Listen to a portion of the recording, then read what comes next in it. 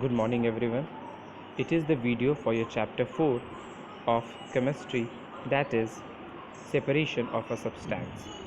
Okay, so chapter 4 का है, that is separation of substance. I am saying sorting materials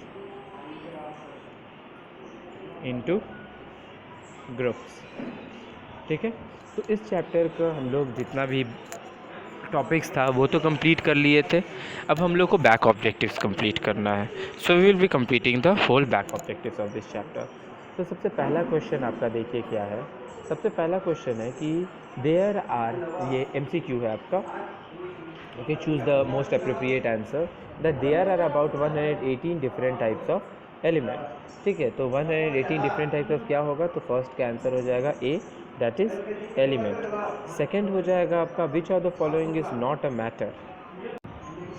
okay, तो which of the following is not a matter. अगर आप देखोगे तो water, air, sound या fruit, तो सारे चीज़ वाटर हो, एयर हो, फ्रूट्स हो, सारे कोई जो है ना वो स्पेस ऑक्यूपाई करते हैं और उनके पास मास होता है. ठीक है, तो जो भी चीज़ जो मास, जिनका मास हो और स्पेस ऑक्यूपाई करे, तो उन्हें हम क्या बोलते हैं, उन्हें हम मैटर बोलते हैं. लेकिन आपका जो साउंड है वो ना ही आपका स्पेस ऑक्यूपाई करता है और ना ही वो मीन्स यू कैन से कि उसका कोई वेट होता है, कोई मास होता है. वो एक फॉर्म है क्या का, तो वो एक एनर्जी का फॉर्म है. ठीक है, तो it is a form of energy. इस चलते sound will be the answer of this. उसके बाद नेक्स्ट आएंगे क्लासिफिकेशन. इज क्लासिफिकेशन किसको बोलते हैं, तो simple classification grouping of things living and non living नहीं. Grouping living things on the basis of common property, ये भी नहीं होगा. Then grouping non living things on the basis of common property नहीं. Grouping all the things living non living on the common property. ठीक है, तो आपका classification का मतलब होता है सारे चीज़ का, वेदर इट इज़,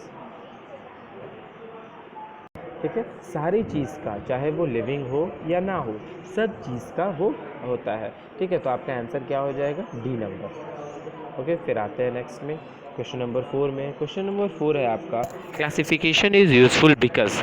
क्लासिफिकेशन क्यों ज़रूरी है. It makes thing look neat and tidy. ठीक है, it makes studying the property of things much easier. Yes, ठीक है, वो हमें जो भी प्रॉपर्टी होता है उसको हमें अच्छे से पढ़ने में हेल्प करता है. तो ऑप्शन हो जाएगा आपका B. Okay, so question number 4, which property is common to all matter. तो ये जो सी ऑप्शन है ना, make matters take up space and have mass, यही आपका सही अप्रोप्रिएट आंसर है. 6 नंबर, the state of matter which have definite shape but no definite volume. याद रखिए, definite shape but no definite volume, ऐसा कोई मैटर नहीं होता है. ठीक है, क्योंकि सॉलिड का हम पढ़े जिसका डेफिनिट शेप और डेफिनिट वॉल्यूम होता है. लिक्विड का डेफिनिट वॉल्यूम तो होता है बट शेप नहीं होता है. और गैस का ना ही डेफिनिट शेप ना ही डेफिनिट वॉल्यूम होता है. तो answer will be none of these. उसके बाद 7th क्वेश्चन क्या है कि substance exist in the solid state because. Substance क्यों सॉलिड स्टेट में एग्जिस्ट कर पाता है, तो इसका बस एक ही आंसर हो जाएगा, बिकॉज दिस, इसका एक आंसर बस हो जाएगा, that is B number, that is molecules are tightly packed. तो B number will be your answer. 8 number आपका हो जाएगा, that is gases possesses neither fixed volume nor fixed shape because. ठीक है, गैसेस के पास क्यों होता है, बिकॉज उसका जो मॉलिक्यूल्स होता है ना वो लूजली पैक्ड होता है. आप सॉलिड का देखें तो जो मॉलिक्यूल था वो टाइटली पैक्ड होता है. लाइक ये सॉलिड था तो इसका मॉलिक्यूल्स क्या था, सारा टाइटली पैक्ड होता है. जो लिक्विड होता है उसका थोड़ा दूर होता है, फार अपार्ट होता है. लेकिन जो गैस होता है ना उसका बहुत दूर होता है. इस चलते गैस का neither fixed volume neither fixed shape होता है. ओके, अब आते हैं हम लोग वेरी शॉर्ट क्वेश्चन आंसर है. That name one natural material we get from tree. तो वुड हो जाएगा आपका आंसर, वुड में मिलता है, आप कुछ भी लिख सकते हो. दैट नेक्स्ट क्वेश्चन होगा second number, all matter take up space. Right, what is the name given to the amount taking the space, उसको हम लोग वॉल्यूम बोलते हैं. ठीक है, the amount of space something takes up is called the volume. The smallest particle of an element, उसको atom बोलते हैं, याद रखिएगा. एलिमेंट की स्मॉलेस्ट पार्टिकल को क्या बोलते हैं, एटम बोलते हैं. और कंपाउंड की स्मॉलेस्ट पार्टिकल को क्या बोलते हैं, तो कंपाउंड की स्मॉलेस्ट पार्टिकल को हम लोग बोलते हैं मॉलिक्यूल. जो आपका नेक्स्ट है ये दोनों याद रखिएगा, दोनों इंपॉर्टेंट है, ठीक है। एटम के इंपॉर्टेंट को क्या बोलते हैं और कंपाउंड के इंपॉर्टेंट को क्या बोला जाता है। फिर in the following list the circles which not matter. तो फीलिंग जो हमारा होता है ना, एयर, इसके पास स्पेस मास सब होता है, वाटर इसके पास भी होता है, पेन के पास भी होता है, बलून के पास, पेट्रोल के पास भी। फीलिंग ये एक सेंसेशन है, एक इमोशन है, ठीक है। तो इसके पास ना ही ये मैटर है, ना ही इसके पास कुछ चीज़ होता है। फिर which of the following which और what is the grouping together of things similar properties called. उसी को हम लोग क्लासिफिकेशन बोलते हैं। जब किसी भी चीज़ को एक ग्रुप में रखते हैं सिमिलर थिंग के साथ, उसको हम लोग क्या बोलते हैं, क्लासिफिकेशन बोलते हैं। Classification is done only for living thing, true और फॉल्स। तो इट इज़ फॉल्स। क्लासिफिकेशन सब के लिए किया जाता है। तो 7th का आंसर क्या हो जाएगा, फॉल्स, क्योंकि क्लासिफिकेशन सारे कोई का किया जाता है, वेदर इट इज़ लिविंग और non living. Silk cloth have dash which woollen cloth does not.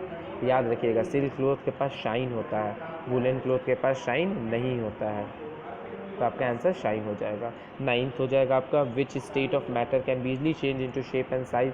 तो आपका जो ये गैस होता है ना, वो अपना इजली शेप और वॉल्यूम को चेंज कर सकता है। फिर all liquid miscible with water. Miscible का मतलब क्या था, मिक्स होना, ठीक है। तो no, all liquids are not mixable with water. For example water, oil, ये सब मिक्सेबल नहीं है, ठीक है। वाटर और ऑयल को अगर मिक्स करेंगे तो कभी भी मिक्स नहीं होगा, वो इमिक्सेबल है। Name one gas which is soluble in water. तो आपका क्या हो जाएगा, ऑक्सीजन, कार्बन डाइऑक्साइड, कुछ भी आप लिख सकते हो इसमें। फिर if dash of a solid is greater than the dash of water, the solid will sink in water. तो याद रखिए, बताए थे जिसका डेंसिटी ज़्यादा होता है वो अंदर डूब जाता है। सिंक का मतलब क्या होता है, डूब जाना। तो answer will B that is density दोनों में। और लास्ट आपका जो ये क्वेश्चन है कि what is the substance through which light can pass but partially.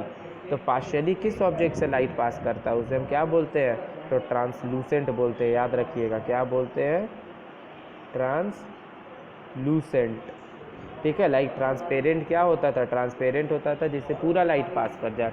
OPEC होता था जिससे कुछ भी ना पास करे, और जिसे पार्शियली पास करता है उसे हम ट्रांसलूसेंट बोलते हैं।